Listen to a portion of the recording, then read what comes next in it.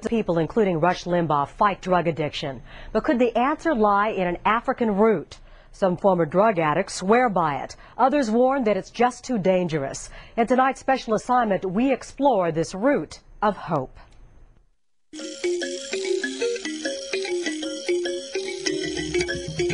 It is worshipped as a magical shrub, used as a spiritual guide. But could this plant, found in the jungles of Africa, offer hope to countless drug addicts? Heroin, cocaine. I used to do LSD when I was a child. But at age 40, Barbara spends her whole life planning her next fix. You feel good about yourself when you're on heroin? Mm-hmm. Nothing matters. Nothing hurts. Nothing hurts in the fog of heroin. But in the clear moments of sobriety, she admits she wants to start over. I can't keep just doing heroin. I've got to try whatever I can to stop. Barbara is in Vancouver for an experimental drug treatment. Within hours, they will have no feeling of addiction or craving or anything like that at all. Inside of this apartment, Mark Emery says he can treat everything from Vicodin to Oxycontin to alcohol and heroin addiction.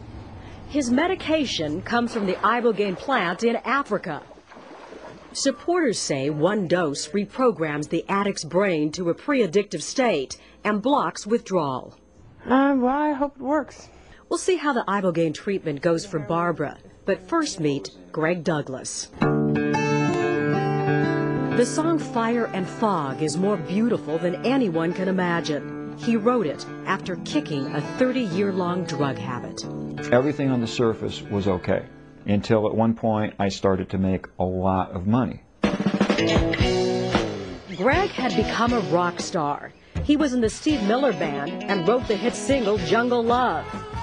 He was at the height of his career when the beast of heroin took it all. I went from making 6 figures a year to basically being homeless. I was kicked out of the band. I got a divorce and just basically lost everything. For decades, he had struggled between methadone and heroin. But a trip to the Ibogaine Association in Rosarito changed everything. And my withdrawal symptoms disappeared within a half an hour.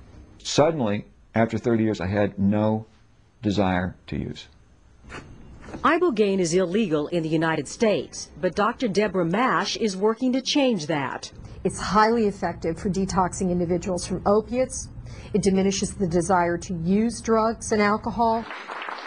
In the mid-90s, Dr. Mash received FDA approval to test Ibogaine on humans. She ran out of funding, so she took her clinical trials to the Caribbean. We've had an opportunity to evaluate 280 treatment episodes.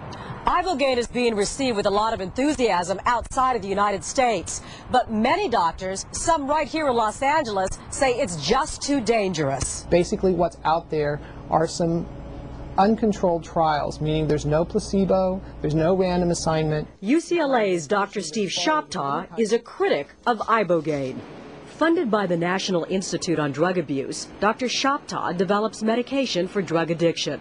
Some addicts will die from addiction. They shouldn't have to face the risk of dying for treatment for their addiction. Ibogaine can cause a rapid heartbeat. A few people have died after taking it. It also induces hallucinations and nausea. But Barbara is desperate. Her need for heroin is so great, she sells herself on the streets to buy it. And you do realize that there is no doctor present and that people have actually died while going through this process. The Ibogaine is a lot less dangerous than some of the other things I've done. It's been nearly 24 hours since she used heroin and crack, and the signs of withdrawal, sweating, yawning, and watery eyes are beginning to show. At 8 p.m., Barbara takes a test dose of Ibogaine.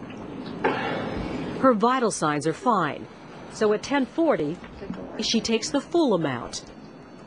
If the Ibogaine doesn't work, her withdrawal will become extremely painful. We check back with Barbara an hour later. Are you wishing you had heroin right now? No.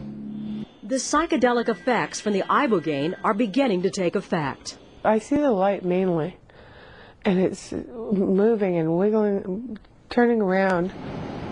1 hour later, we return.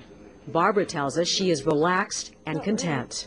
I would be going through really excruciating nausea right now if it wasn't for the Ibogaine. 12 hours later, in the afternoon, we visit Barbara again. We don't know if we can all survive it. Everything will be built and then changed and then built again. The hallucinations are coming on strong. Hallucinations that some say help the addict gain insight into their addiction. It's been 36 hours since Barbara has done heroin. Again, no withdrawal pains. It's not really pain, it's nausea. Barbara will stay in the Iboga house for several more days. It is her second time here. After her first treatment, she stayed clean for 2.5 months. I asked Barbara why she thought this time would be different. I've got more experience now with it. I've found the mistakes that I made, and I can avoid those mistakes doing those ones again. It's been 1 month since Barbara took the Ibogaine. We spoke to her on Friday. She says she's stayed clean since her treatment, and it feels wonderful to wake up in the morning and not worry about how she's going to get her next fix.